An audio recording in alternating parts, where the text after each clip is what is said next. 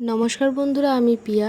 সেদিন ছিল শনিবার, তাই নিরামিষের দিনে একটু বাসন্তী পোলাও বানিয়ে নিয়েছিলাম।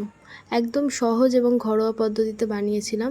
প্রথমে চালটা ভিজিয়ে রেখে ছেঁকে রেখেছিলাম ছাঁকনিতে, যাতে জলটা ঝরে যায়। জল ঝরে গেলে কড়াইয়ে ঘি দিয়ে, তোমরা চাইলে সাদা তেলও দিতে পারো, দিয়ে গোটা গরম মশলা ফোড়ন দিয়ে চালটা দিয়ে দিয়েছিলাম। তার মধ্যে 1 চামচ আদা গ্রেট করে দিয়েছিলাম, আর হলুদ দিয়ে ভালো করে চালটা ভাজতে হবে। একদম যখন চটপট চটপট আওয়াজ হবে তখন বোঝা যাবে যে চালটা ভাজা হয়ে গেছে। তার মধ্যে দিয়ে দেবো আমরা কাজু এবং কিশমিশ। তারপর ফুটন্ত জল দিতে হবে। যতটা পরিমাণ চাল দেবো তার ডবলের থেকে একটু কম জল দিতে হবে। দিয়ে তারপর ভালো করে ফুটোতে হবে। যেই ফুটে আসবে তখন ঢাকা দিয়ে গ্যাস আস্তে দিয়ে রাখতে হবে।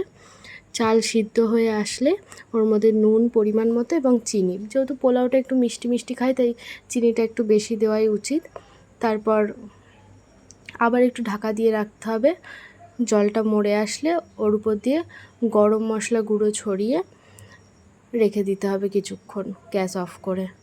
তারপর খাওয়ার সময় সার্ভ করে নিলে একদম ঝরঝরে পোলাও রেডি। আচ্ছা, এটা আমরা শনিবারে বানিয়েছিলাম। তো তোমরা বলো তো এই পোলাওয়ের সাথে আমি কী বানিয়েছিলাম? তাড়াতাড়ি কমেন্টে জানাও যে আমি পোলাওয়ের সাথে কী বানিয়েছিলাম। সেটার রেসিপি পরের দিন আসছে।